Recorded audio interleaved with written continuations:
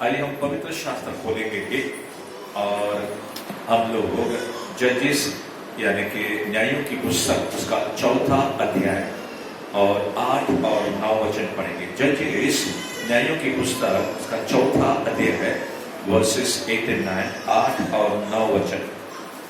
Barak ने उससे कहा, यानी कि बाराक ने दबोरा से कहा, यदि तू मेरे संग चलेगी तो मैं जाऊंगा, नहीं तो नहीं जाऊंगा।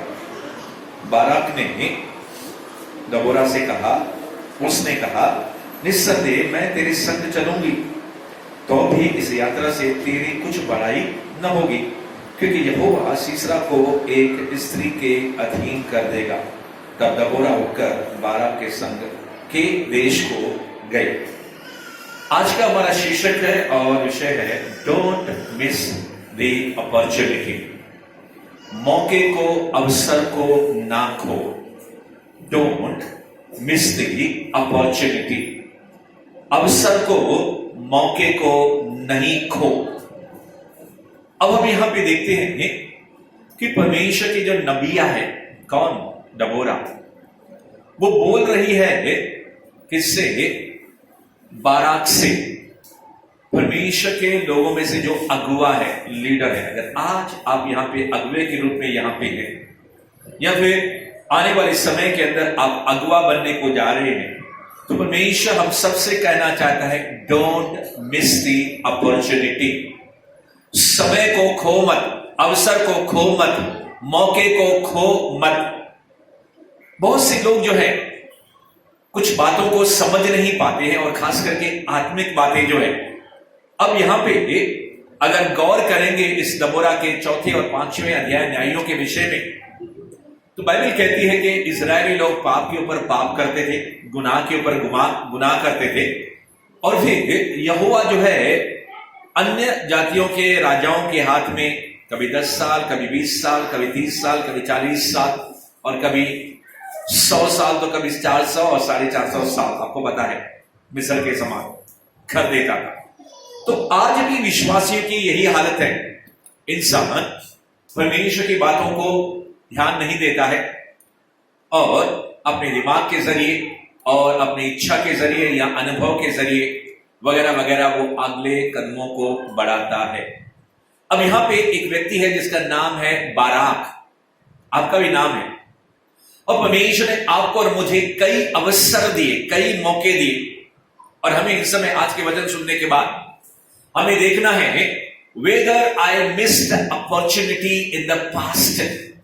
क्या मैंने पुराने समय के अंदर मुझे कई मौके मिले। हो सकता है मंच पर आने के मौके मिले हो सकता है मिनिस्ट्री करने के मौके मिले हो सकता है सुसमाचार सुनाने के लिए आपको अवसर मिला हो सकता है परमेश्वर का प्लान और योजनाओं की आपको ऊंचा और ऊंचा उठाने के लिए, मगर अगर हमने उनको खोया है, तो आज का वचन सुनने के बाद आप और मैं, हम सावध हो जाएंगे, जागरूक हो जाएंगे, और हम कहने पाएंगे we will not miss the opportunity। हम अगले मौके के तलाश में हम लोग रहेंगे, और जैसे ही मौका मिलेगा तो हम चौका और छक्का मारेंगे। आमीन, आमीन।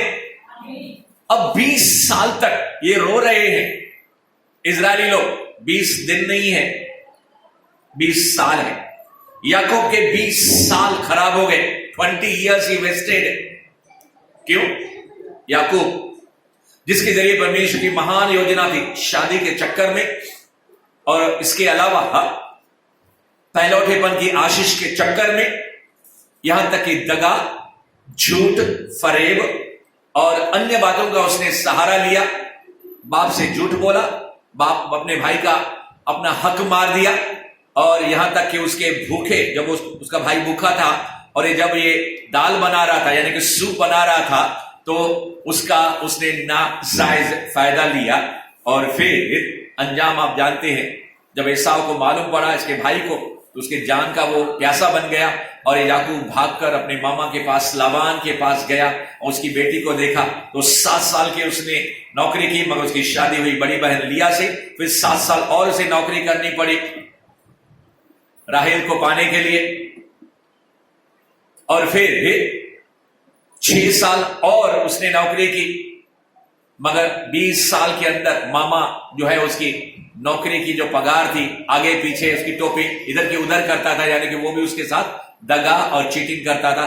और आखिर 20 साल खराब करने के बाद, यानी कि ही वेस्टेड 20 ईयर्स, उसको मौका मिला, उसको चांस मिला, मगर उसने उसका फायदा नहीं उठाया। मगर परमेश्वर का धन्यवाद हो, जब वो लौट रहा था तो उसे मालूम पड़ा उसका भाई सामने आ रहा है। आपने कई बार इस कहानी को सुना, एक बार और आपके विश्वास को ताजा करने के लिए और नसीहत शिक्षा पाने के लिए आप और मैं इन दिनों के बीच में हम एक क्षण भी और एक मौके को भी व्यर्थ और खोने को नहीं जाने को जा रहे। Somebody said yes Lord, hallelujah. Corona ने कई लोगों को सबक सिखाया, मगर उसके बाद कई लोगों की आंखें नहीं खुली है। थोड़े दिनों के बाद वैसे के वैसे बन जाते हैं। मुझ पर हुई है कृपा, बेकार न जाने दूं। शायद आने वाले संडे को ये मेरा विषय हो सकता है कि जो मुझ पर कृपा हुई है उसको मैं बेकार जाने को नहीं दूंगा। I will not miss the opportunity. मैं मौके को और अवसर को बिल्कुल आने वाले उसको खोने के मूड में नहीं हूं, जबकि मौका आएगा और उसका मैं फायदा उठाएगा। Praise the Lord. मैंने सुना कि गरीब कस्बे के अंदर आजकल उल्लासनगर के अंदर जो है ऐसे इलाके हैं जहां पे वो जो 4 व्हीलर लेकर, छोटी गाड़ी लेकर, लॉकडाउन के समय तो कई बार और इन दोनों के बीच में भी हम देख रहे हैं उल्लासनगर में खास करके, तो वहां पे वो लोग हुक्का देते हैं। कांदा जो है 4 किलो 100 रुपए में, या फिर और अलग अलग चीजें लेकर आते हैं। 3 किलो का सर्फ और उसके साथ ये जो तगारी है 100 रुपए के अंदर तगारी फ्री, और 3 किलो सर्फ 100 रुपीज के अंदर।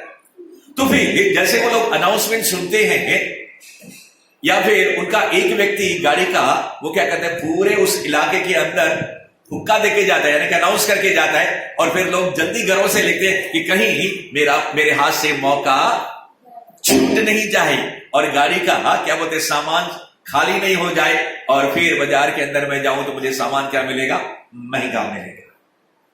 स्वर्ग के अंदर कई लोग दाखिल होंगे, आप और मैं, मगर वहां पे पश्चाताप तो नहीं होगा, क्योंकि पश्चाताप सिर्फ यहां पे ही है, मगर वहां पे अफसोस होने की पूरी पूरी संभावना है। अरे उस दुनिया में, उल्लासनगर में मुझे खाने का मौका मिला, इतना सुंदर सुंदर नाश्ता, हालेलुया, पानी पूरी, बटाटा पूरी, छोले, और इतने सस्ते दाम में। अरे मैंने उसका फायदा नहीं उठाया।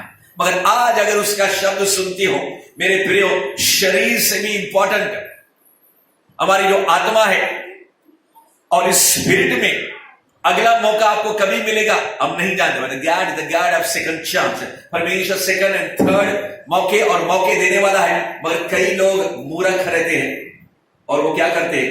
अवसर को, समय को, मौके को क्या करते हैं? खो देते हैं। और परमेश्वर कहता है अपने बाइबल के अंदर, I called on to you many times, मैंने तुझे कई बार पुकारा मगर तूने मेरी आवाज को नहीं सुना। हालेलुया।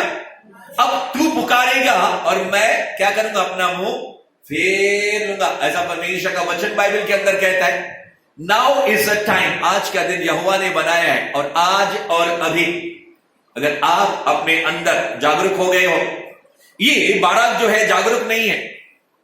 अरे कौन कह रहा है उसे? खुद परमेश्वर की नबिया दबोरा कह रही है कि हम 20 साल जो है दुश्मन के हाथों के अंदर है, और फिर तू क्या कर? 10,000 लोगों को जमा कर, मैं पूरी कहानी आपको बताने को जा रहा हूं, मुख्य जो शीर्षक है, फिर हम आगे बढ़ने को जा रहे हैं कि तुम 10,000 सोल्जर्स को टाबोर नामक पहाड़ के ऊपर लेकर, अब टाबोर आश्रम आप सुनते हैं ना, हमारी टिटवाला के निकट, शहर के निकट, ये बाइबल का ही नाम है। तू टाबोर पहाड़ पर 10,000 नप्तालियों और जुबूलियों को लेकर चला जा, और फिर ये जो याबीन है अन्य जाति का राजा, उसका सेनापति सीसरा हम पर अंधेर कर रहा है और हम लोग 20 साल के अंदर गुलामी के अंदर सह रहे हैं। तुम क्या करो? परमेश्वर यहोवा कहता है कि मैं फलाने समय पे इस याबीन के सेनापति सीसरा को वो तुम्हारे वश में कर दूंगा।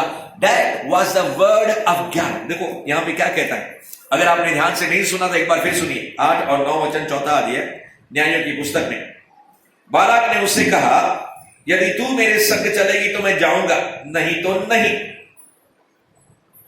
क्या इस्राएल के परमेश्वर 6 वचन यहोवा ने यह आज्ञा नहीं दी? 4 अध्याय 6 वचन दबोरा कह रही है इस बाराक से कि तू जाकर ताबोर पहाड़ पर चढ़ और नप्तालियों और जबूलियों में से 10,000 पुरुषों को संग ले जा। तब मैं याबीन के सेनापति सीसरा को रथों और भीड़भाड़ समेत कीशोन नदी तक तेरी ओर खींच ले आऊंगा और उसको तेरे हाथ में कर दूंगा। That was the word of God, that was the prophecy. और इसने भविष्यवाणी को तुच्छ जाना। उसने अपने पुराने अनुभव को देखा, अरे हम 20 साल से क्या कर रहे हैं, हम लोग भुगत रहे हैं, और ये जो नबी है अगर ये नहीं जाएगी तो मैं नहीं जाऊंगा, ऐसा ये कहता है 12। परमेश्वर आपको अकेला आपको बुलाता है। अगर आप कहोगे मेरी पत्नी नहीं जाएगी तो मैं नहीं जाऊंगा, अगर आप कहते मेरा ये भाई नहीं जाएगा तो मैं नहीं जाऊंगा, अगर तुम नहीं संग चलोगे तो मैं नहीं जाऊंगा। कई बार हम इस दुनिया के अंदर कहते हैं, मगर परमेश्वर की दासी उस समय उसको दूसरी एक भविष्यवाणी करके क्या कहती है? उसने उनसे कहा, यानी कि दबोरा ने उससे कहा, निस्संदेह मैं तेरे संग चलूंगी। यानी कि परमेश्वर चाह रहा है कि तू अकेला जा। तू अगर बोल रहा है मैं तेरे संग चलूं, मैं तो चलूंगी, मगर मेरे साथ चलने से तुम्हारा नुकसान हो जाएगा। वो ये, तो भी इस यात्रा से तेरी कुछ बड़ाई न होगी, क्योंकि यहोवा सीसरा को एक स्त्री के अधीन कर देगा। तब दबोरा उठकर बाराक के संग केदेश को गए। यानी कि दूसरा वचन परमेश्वर का दबोरा के जरिए बाराक के पास आया। देखो मैं तो तू बोल रहा है तो मैं चलूंगी, मगर परमेश्वर ने तुझे अकेला बुलाया है, और परमेश्वर कह रहा है कि तू पुरुष है, 10,000 लोगों को लेकर पहाड़ पर तू जा, मेरी क्या जरूरत है? अगर तू बोलता है तो मैं चलूंगी, अगर मैं तेरे संग चली तो तेरी इस यात्रा में कुछ भी बड़ाई होने वाली, यानी कि तुझे कुछ भी क्रेडिट मिलने वाला नहीं है। यानी कि दूसरी बात बोलती है 100%, 100% कि ये जो है सीसरा और याबीन हारने वाले हैं, और जो परमेश्वर का वचन है मैं उसकी नबिया हूं, आई एम द प्रोफेट। जैसे पिछले दिनों के अंदर हमारे बीच में प्रोफेट आया, भविष्यवक्ता आया, मैं तो चलूंगी संग, मगर तू अगर इस मौके को खो रहा है तो क्या करेगा? तेरी बढ़ाई कुछ होने वाली नहीं है, यानी कि तेरा कुछ भी फायदा होने वाला नहीं है। परमेश्वर क्या करेगा? अगर तू बोलता है नहीं, तो परमेश्वर किसी दूसरे व्यक्ति को उठा के खड़ा करेगा, और किसको? पुरुष को नहीं, एक और स्त्री को उठा के खड़ा करेगा। कई बार परमेश्वर हमको मौका देता है और हम कहते हैं नहीं, हम बहाने करते हैं या फिर कहते हैं वगैरह वगैरह, और उस समय हम अपनी ब्लेसिंग और आशीर्वाद को खो देते हैं। और यहां तक कि ये जो सीसरा है, जो सेनापति है याबीन राजा का, 900 लोहे के रथ हैं उसके पास, और इसके अलावा दूसरे रथ हैं, और उसके पास न जाने कितना लश्कर है, और फिर 20 सालों तक पहले से ही इनको गुलामी के अंदर रख चुका है। मतलब जब परमेश्वर का वादा आता है, मूसा भी कतरा रहा था।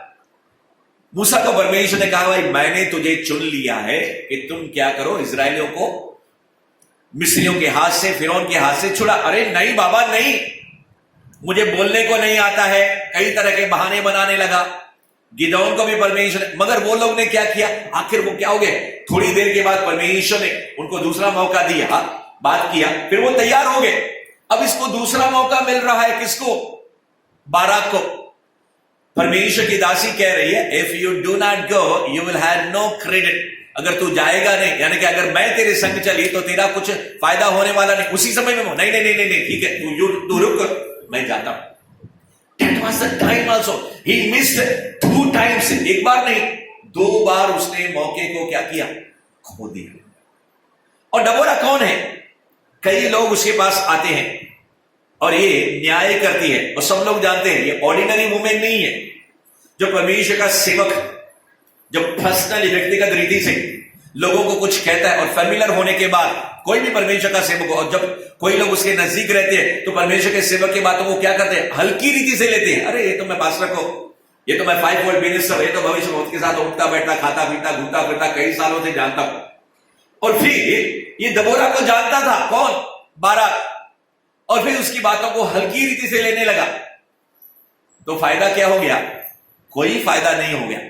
ही मिस्ड द अपॉर्चुनिटी, उसने मौके को गवा दिया। क्या परमेश्वर का कार्य हुआ नहीं? 100% परमेश्वर का कार्य हुआ। और फिर इसने क्या किया?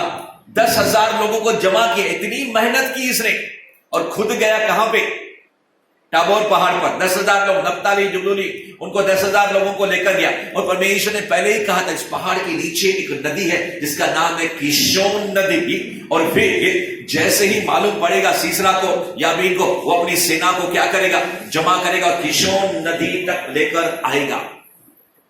5वें अध्याय को जब आप पढ़ते हैं तो वहां पे परमेश्वर ने भिन्न भिन्न रीति से आसमान के तारों को और किशोन नदी को इस्तेमाल किया, और इन लोगों को भी क्या किया? ये जो 10,000 लोग थे उनके तलवार को भी इस्तेमाल किया।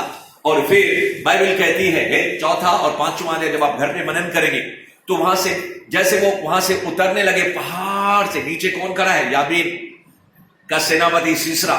न जाने कितने सैनिक हैं, और ऊपर से ये तलवार लेकर जोर से उतर रहे हैं। तो क्या बाइबल में लिखा है? परमेश्वर ने याबीन के सेनापति सीसरा, उसके सेना को ऐसा घबरा दिया, ऐसा डिप्रेस कर दिया, ऐसा निराश कर दिया, इतना डर गए वो लोग कि यहां वहां वो क्या भागने लगे। और आसमान वहां से जो पहाड़ से थे बड़े बड़े पत्थर नीचे गिरने लगे, और जैसे जाने लगे तो नदी भी क्या उनके विरुद्ध हो गई। और ऐसे सारे लोग, सारी सेना, न जाने कितने लोग थे वो, 900 के 900 रथ। इनके पास तो रथ भी नहीं थे। पहाड़ पर कैसे रथ लेकर जाएंगे? कोई लेकर जाएगा पहाड़ के ऊपर रथ? सिर्फ तलवार लेकर 10,000 गए थे। और फिर इतना घबरा गए, नदी विरुद्ध हो गई, तारे विरुद्ध हो गए, और सारे के सारे लोग मारे गए। अकेला राजा का सेनापति सीसरा निकला, और वो भी अपनी जान को बचाते बचाते बचाते बचाते सामने भागने लगा। तो वहां पे एक तंबू देखा। उस तंबू को जैसे उसने देखा तो वो हेबेर केनी का था। ये हेबेर केनी कौन है? मूसा का जो साला है उनके खानदान में से एक था हेबेर केनी। उसकी पत्नी जो थी याईल तंबू के बाहर आ गई। और फिर ये जो हेबेर केनी था, यानी कि याईल का जो पति था, वो सीसरा के नजदीक था, और उनके बीच में दोस्ती थी और शांति थी। तो सीसरा तो क्या लगा, अरे ये तो मेरे दोस्त की पत्नी है, यानी कि हमारा तो अच्छा रिश्ता है, अब मैं जान बचाने के लिए भाग रहा हूं। तो उसके तंबू के पास आकर कहा, मुझे मतलब आसरा दो। उसने कहा आ जाओ अंदर। तंबू के अंदर उसको ले लिया, और इस सीसरा ने कहा अगर कोई आए, मेरा लोग पीछा कर रहे हैं, ये जो दबोरा और ये जो कौन है बाराक, मेरा उसकी सेना पीछा कर रही है, अगर कोई तुमसे पूछे तो कहना कि यहाँ पे तंबू के अंदर कोई भी गया